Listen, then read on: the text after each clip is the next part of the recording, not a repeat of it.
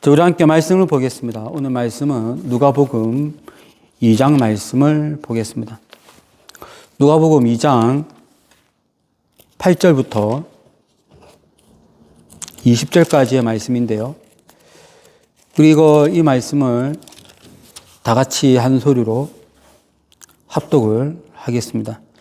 누가복음 2장 8절부터 20절입니다. 그 지역의 목자들이 밤에 밖에서 자기 양떼를 지키더니 주의 사자가 곁에 서고 주의 영광이 그들을 두루 비추매 크게 무서워하는지라. 천사가 이르되 무서워하지 말라. 보라, 내가 온 백성에게 미칠 큰 기쁨의 좋은 소식을 너희에게 전하노라. 오늘 다윗의 동네에 너희를 위하여 구주가 나셨으니 곧 그리스도 주시니라. 너희가 가서 강보에 쌓여 구 위에 뉘어 있는 아기를 보리니 이것이 너희에게 표적이니라 하더니 홀련히 수많은 천군이 그 천사와 함께 하나님을 찬송하여 이르되 지극히 높은 곳에서는 하나님께 영광이요 땅에서는 하나님이 기뻐하신 사람들 중에 평화로다 하니라. 천사들이 떠나 하늘로 올라가니 목자가 서로 말하되 이제 베들레헴으로 가서 주께서 우리에게 알리신 바 이루어진 일을 보자 하고 빨리 가서 마리아와 요셉과 구유에 누인 아기를 찾아서 보고 천사가 자기들에게 이 아기에 대하여 말한 것을 전하니 듣는 자가 다 목자들이 그들에게 말한 것을 놀랍게 여기되 마리아는 이 모든 말을 마음에 새기어 생각하니라. 목자들은 자기들에게 이르던 바와 같이 듣고 본 그 모든 것으로 인하여 하나님께 영광을 돌리고 찬송하며 돌아가니라. 아멘. 성탄절입니다. 우리는 이 성탄절에 어떤 신앙의 자세를 가져야 할까요? 부산은 남포동의 크리스마스 트리 축제를 시작으로 이제는 여러 곳에서 크리스마스 축제, 빛 축제를 하는 것을 볼 수 있습니다. 해운대에는 크리스마스 빌리지라는 것도 생겨서 이 세상 사람들의 심리를 끌어모으고 있습니다. 우리는 신앙인으로서 어떤 자세를 가져야 할까요? 그 메시지를 천사가 목자들에게 나타난 오늘 이 본문을 통해서 함께 은혜를 나누도록 하겠습니다. 여기에 있는 이 목자들을 오늘의 핵심 인물들입니다. 여러분, 이 목자들은 누구일까요?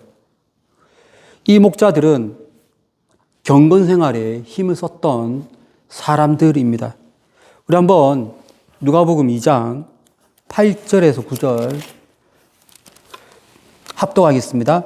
그 지역의 목자들이 밤에 밖에서 자기 양떼를 지키더니 주의 사자가 곁에 서고 주의 영광이 그들을 두루 비추매 크게 무서워하는지라. 도대체 이 목자들이 누구이길래 천사가 나타났고 또 천사가 주님의 영광을 그들에게 두루 비추었습니다. 여러분, 이들은 누구일까요? 그리고 뒤에 가면은 어떤 모습이 나오냐면 메시지가 그들에게 전달되어지죠. 지극히 높은 곳에서는 하나님께 영광이요 땅에서는 하나님이 기뻐하신 사람들 중에 평화로다. 이 성탄절이라고 하면 세계 곳곳에서 뜨는 가장 대표적인 구절, 이 구절을 다른 사람도 아닌 이 목자들에게 들려주었습니다. 그리고 이 목자들에게 이 메시지가 전달되어질 때 전에 없던, 정말로 보지 못했던 광경이 펼쳐지는데 그것은 그들 앞에 수많은 천군이, 그러니까 천사의 군대죠. 천군이 천사들과 함께 확 둘러싸서 이 하나님을 찬송하면서 이 메시지가 전달되어지는 거예요. 아니, 아무나에게 이러한 광경이 펼쳐질 수는 없습니다. 도대체 이 목자들은 누구일까요? 이 목자들은 어떤 사람인가? 이 목자들은 우선 누가복음 1장과 2장 전체를 통틀어 볼 때 공통점이 있는데, 일괄적으로 하나님의 천사가 나타난 사람들의 공통점이에요. 그 공통점이 바로 경건입니다. 경건. 하나님의 말씀 앞에 겸손하고 기도와 말씀 생활에 힘썼고, 하나님이 이 땅에 위로해 주시기를, 하나님의 위로를 기다리는 사람들이고, 하나님이 이스라엘을 속량해 주시기를 바랬던 사람들이 1장과 2장에 끊임없이 나오고 있습니다. 여기 목자들에게는 경건하다, 그리고 하나님의 속량을 기다리는 자들이다, 이런 표현이 없지만 1장과 2장 전체의 맥을 통해서 볼 때 이들 목자도 그러한 경건한 사람들의 한 축에 해당된다고 볼 수가 있습니다. 그러면 과연 어떤 사람들에게 하나님은 나타났을까요? 우리가 알고 있는 바로 처음에 1장에 사가랴와 엘리사벳에게 천사가 나타납니다. 그러면서 아기 예수의 나실 것을 알려주었죠. 그때의 사가랴와 엘리사벳을 두고 소개한 구절이 있습니다. 누가복음 1장 6절에 이렇게 말하고 있습니다. 이 두 사람이 하나님 앞에 의인이고 주의 모든 계명과 규례대로 흠이 없이 행하는 사람들이라고 분명히 언급을 하고 있어요. 이것을 다른 말로 경건이다라고 우리가 이야기를 할 수가 있습니다. 우리가 보지는 않았지만 2장 25절에 보면 시므온이라고 하는 사람이 등장합니다. 이 시므온이 할례를 받으러 온 이 아기 예수를 보고 감동이 되어서 예언의 말씀을 하고 있는데, 그 시므온에 대해서도 이렇게 말하고 있습니다. 누가복음 2장 25절입니다. 제가 한번 읽어보겠습니다. 예루살렘에 시므온이라 하는 사람이 있으니 이 사람은 의롭고 경건하여 이스라엘의 위로를 기다리는 자라, 성령이 그 위에 계시더라. 바로 그 뒤에 안나라고 하는 여선지자가 등장합니다. 그가 또 그에 대해서도 뭐라고 소개하고 있냐면, 이 사람이 성전을 떠나지 아니하고 주야로 금식하며 기도하더라. 얼마나 경건 생활에 힘썼던 사람들입니까?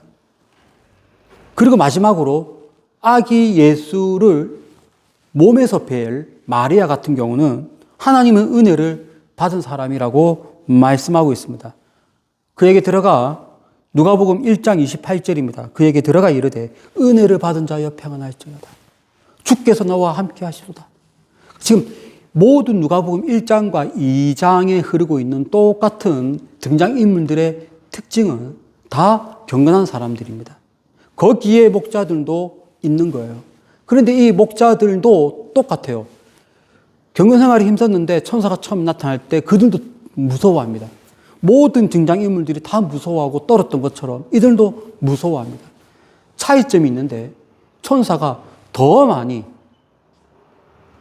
메시지를 전달하는 것을 볼 수가 있습니다. 어떻게 이런 광경을 그냥 일개의 아무렇지도 않은 사람들에게 천군 천사가 나타나서 하나님을 찬송하는 모습을 보이고, 이러한 지극히 높은 곳에서는 하나님께 영광이오라고 하는 메시지를 전달할 수 있습니까? 여러분, 이 사람들은요, 어떤 사람들이냐면 경건한 사람들이에요. 그런데 그 경건한 그 수준을 이 본문에서는 특별히 마리아랑 연관짓고 있습니다. 우리 한번 1장 16절 말씀 한번 보시죠. 1장 16절 말씀 다 함께 합독을 하겠습니다. 빨리 가서 마리아와 요셉과 그 위에 누인 아기를 찾아서, 이때 이 빨리 가서라고 하는 이 말은 뭐냐면 천사가 아기 예수가 날 거라는 것을 알렸죠. 그 말을 듣자마자 즉시로 갔다는 말인데, 여기에 보이는 빨리 가서라고 하는 이 말이 간절히 열망하다라고 하는 뜻이 있어요. 간절히 열망하다. 거룩한 간절함이 여기 있어요. 그래서 가는 거예요. 왜 우리가 은혜를 너무 많이 받으면 그 간절한 열망으로 빨리 기도원 가서, 빨리 교회 가서 예배를 드리고 하는 그런 마음이 있는 것처럼 천사가 메시지를 전달했더니 그 간절한 열망으로 빨리 가는 거예요. 그리고 그 장소를 확인하러 움직였어요.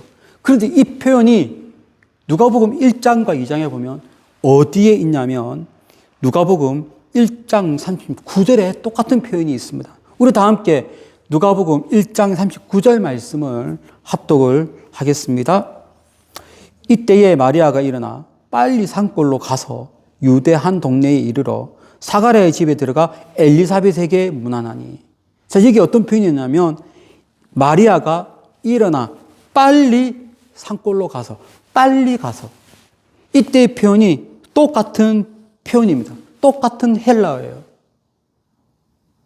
이 빨리 가서라고 하는 이것이 거룩한 열망이 있는 또 다른 표현이 누가복음에서 또 한 군데가 더 나와요.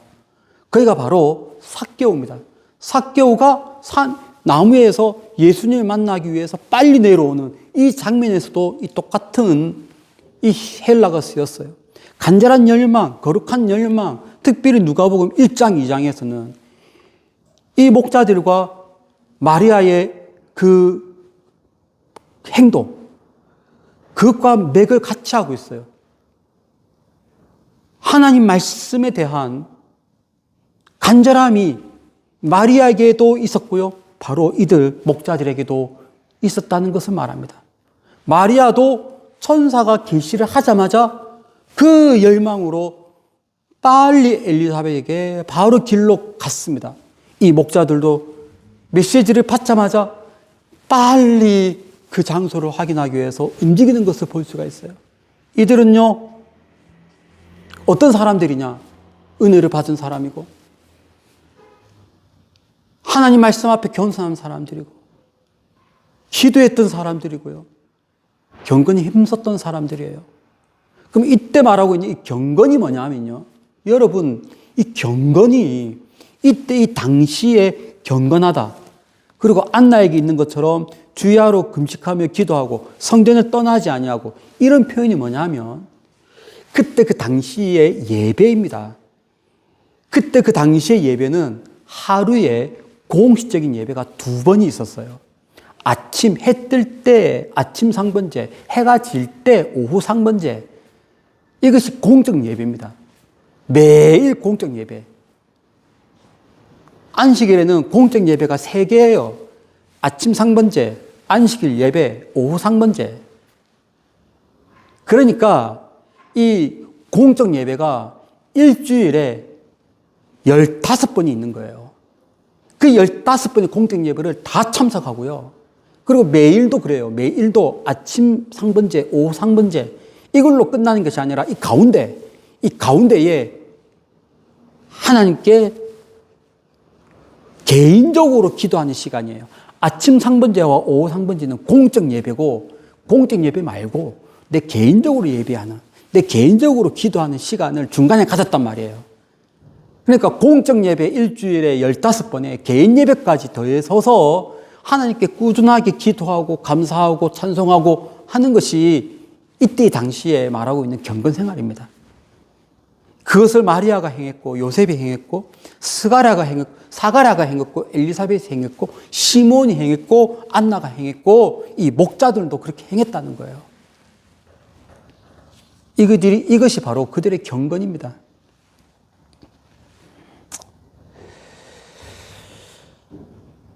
우리가 지금 보고 있는 것은 성경인데 유대인이 보는 책 중에서 미시나라고 하는 책이 있어요. 이 미시나의 이 책은 예수님 시대 때의 문화 풍습을 기록하고 있는 아주 중요한 문서인데 그 미시나의 슈칼림 7장 4절에 이들 목자들이 누구인지 가늠할 수 있는 내용이 있습니다.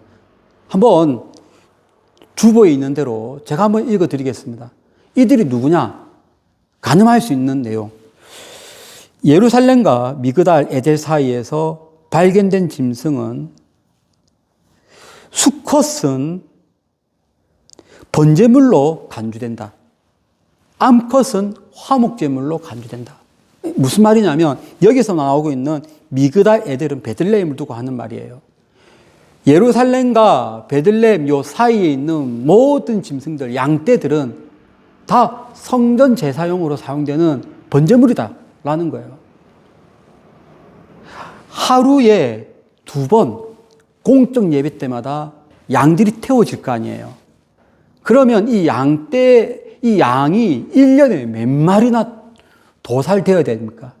엄청나게 많은 양들이 필요한데 그 성전 제사용 양들을 누군가는 목양을 해야 되는데 그 누군가가 누구냐? 예루살렘과 베들레헴 사이에 있는 그 양들이에요. 근데 그 양떼들을 누가복음 2장에 있는 이 목자들이 목양했느냐 안 했느냐 이것은 정확하게 기록한 것이 없기 때문에 이것이다라고 100% 말할 수 없지만 그럴 수 있다라는 생각을 해요. 그럼 만약에 정말 그럴 수 있다면 정말 이 양떼가 성전 제사용이라면 이 목자들이 경건 생활에 힘썼던 이유는 매우 명확해집니다.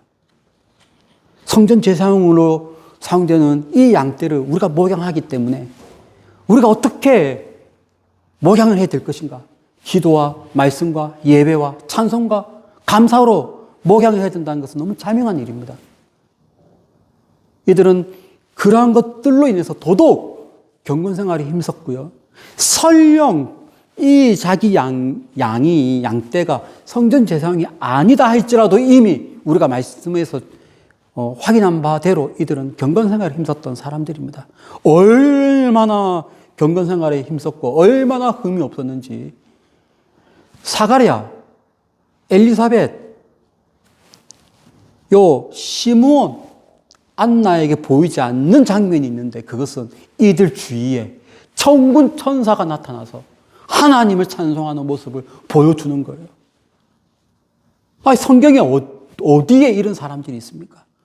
어디에 이런 천군 천사가 나타나서 하나님을 찬송하는 모습을 어디에 보여줬어요?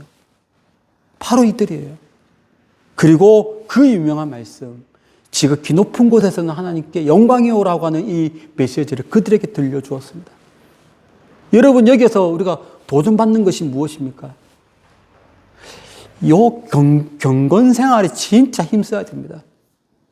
하나님 말씀 앞에 겸손하다는 것은 무슨 말이냐? 내가 기도와 감사로 찬송으로 생활한다는 것이 무엇이냐? 첫째는 예배예요. 내가 얼만큼 예배에 대해서 내가 중요하게 생각하고 잘 참석하는가? 그리고 어떻게 내가 기도 생활하는가? 여러분 생활이 경건 생활에 힘쓰는 그러한 생활이 되기를 진심으로 축복을 드립니다. 자, 그러면 이제 이들이 받았던 말씀. 지극히 높은 곳에서는 하나님께 영광이요 땅에서는 평화다라고 하는 이 말씀. 도대체 이거의 뜻이 무엇일까? 우리 다 함께 14절 말씀 합독을 하겠습니다. 지극히 높은 곳에서는 하나님께 영광이요 땅에서는 하나님이 기뻐하신 사람들 중에 평화로다. 여기에 있는 지극히 높은 곳이라고 하는 표현이 있는데 우리가 일반적으로 이렇게 얘기하잖아요. 하늘에는 영광이요 땅에서는 평화로다. 우리 이 말씀을 축약해서 그렇게 해서 이야기 많이 해요. 하늘에서는 영광입니다. 땅에서는 평화입니다. 그러나 더 정확한 표현은 하늘이 아니라 지극히 높은 곳입니다. 왜 이런 표현을 썼을까? 왜 누가는 하늘이라는 표현을 쓰지 않냐고 지극히 높은 곳이라는 이 단어를 썼을까요? 이 지극히 높은 곳이라고 하는 것은 어떤 곳이냐면 최고 수준의 라는 뜻이에요. 최고 수준의 공간. 그 위에 더 이상의 공간이 없는 이 모든 공간인데 특별히 이 공간이 하나님의 통치가 있는 공간을 의미하는 것이 지극히 높은 곳이에요. 하나님의 통치가 있는 모든 곳 중에서도 가장 끝. 거기에 영광이 있다는 거예요. 영광이란 하나님의 하나님 되심, 하나님의 빛, 하나님의 통치하심, 그 자체, 그것이 가득하다. 그렇게 볼 때 하나님의 통치 영역이 펼쳐지는 가장 끝이라면은 당연히 무엇이 포함되냐면 하늘도 포함되고 요 궁창도 포함되고 이 땅도 포함되고 땅 중에서도 가장 낮은 곳도 포함되는 거예요. 가장 낮은 곳부터 시작해서 가장 높은 곳까지 하나님의 하나님 되심, 하나님의 영광이 가득하다는 거예요. 지금 여기에는 우리 지난주에 봤던 말씀, 어떤 말씀이 있냐면 아기 예수가 이 땅에 태어났는데 구유에 뉘어 있어요. 구유. 사람이 태어났을 때에 일반 사람도 요 낙이나 양이 먹는 먹이통에 누이지 않아요. 일반 사람들도 어느 정도의 침상 위에 아기를 누이죠. 그보다 더 낮은 곳에 아기를 누였으니 가장 낮은 곳에 아기 예수가 태어났어요. 거기부터 시작해서 하나님이 계시는 저 가장 높은 곳의 그 공간까지 하나님의 하나님 되심, 하나님의 영광, 하나님의 빛이, 하나님의 통치가 가득하다는 거예요. 그것을 노래하고 있어요. 누가요? 천군 천사가 노래하고 있습니다. 하나님의 통치가 이 온 끝까지 펼치고 있습니다라고 하는 것을 지금 노래하고 있어요. 그리고 무엇을 노래하고 있냐면 땅에서는 평화를 노래하고 있어요. 그런데 다시 한번 14절 다 잘 보십시오. 표현이 땅에서는 평화다라고 말하지 않습니다. 어떻게 표현하냐면 땅에서는 하나님이 기뻐하신 사람들 중에 평화다라고 얘기해요. 우리가 보통 알고 있는 것은 땅에서는 평화다 그러면 이 땅에 있는 모든 사람들, 모든 공간에 평화다라고 얘기할 수 있는데 이 땅에 있는 모든 곳은 하나님의 대심, 하나님의 영광이 가득하다면 여기서 말하고 있는 것은 좀 다른 차원이에요. 하나님이 기뻐하신 사람들, 이것은 제한적인 거죠. 하나님이 기뻐하신 사람들이란 누구를 두고 하는 말이냐면 하나님의 호의를 받은, 하나님의 기쁨을 받은 사람, 하나님의 은혜로운 선택을 받은 자들, 누구냐? 바로 마리아죠. 마리아, 시몬, 안나, 사가랴, 엘리사벳, 이 목자들, 다른 말로 하나님의 은혜를 받은 사람들, 또 다른 말로 경건 생활에 힘쓰는 사람들, 또 다른 말로 하나님의 위로를 기다리는 사람들, 하나님의 속량이 이스라엘에게 미치기를 간절히 바라는 사람들, 경건한 사람들에게는 평화로다 라고 말하는 거예요. 이때 평화는 내 심신이 완전함을 당연한 것이고 하나님과 나와의 화목, 하나님과 나와의 친밀함, 나의 영혼의 화평함, 이것을 말합니다. 이 아기 예수가 태어난 것이 경건생활에 힘쓰는 사람들에게는 이러한 하나님과 나와의 화목이 더 완벽하게 이루어졌다는 것을 말하고 있습니다. 여러분, 이 메시지가 지극히 높은 곳에서는 하나님께 영광이요, 하나님의 통치가 모든 영역에 펼쳐지는, 그리고 하나님과 나와의 샬롬이 완전히 이루어지는 이러한 은혜가 바로 여러분에게도 있기를 소망합니다. 그러려면 경건생활에 힘써야 돼요. 그러려면 하나님의 은혜를 받아야 돼요. 그러려면 이 땅에 하나님의 위로와 하나님의 속량하심 있기를 간절히 바라야 돼요. 기도에 힘써야 되고요. 감사와 찬송이 여러분의 삶에 있어야 바로 이 메시지를 받을 수가 있습니다. 땅에서는 하나님이 기뻐하신 사람들 중에 평화로다. 이 메시지를 받을 수가 있는 것입니다. 그 평화를 받으시고 그 평화를 누리십시오.